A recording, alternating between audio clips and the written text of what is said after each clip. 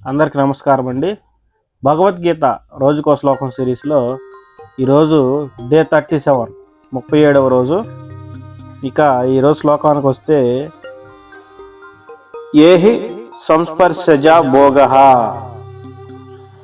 దుఃఖయేనయ ఏవతే ఆద్యంతవంత కౌంతేయ నాతేషు రమతే బుద్ధ.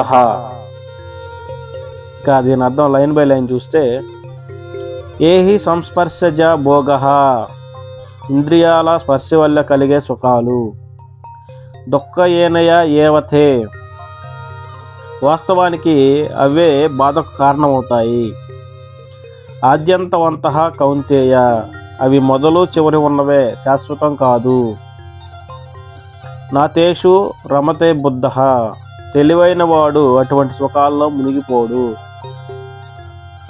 ఇక దీని సింపుల్ అర్థం చూస్తే, ఇంద్రియాల సుఖాలు అనేవి తాత్కాలికమైనవి, చివరికి అవి బాధనే ఇస్తాయి.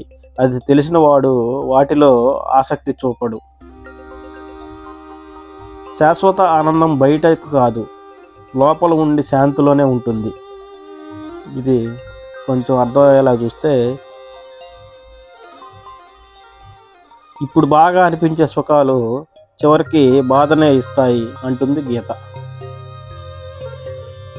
Thank you.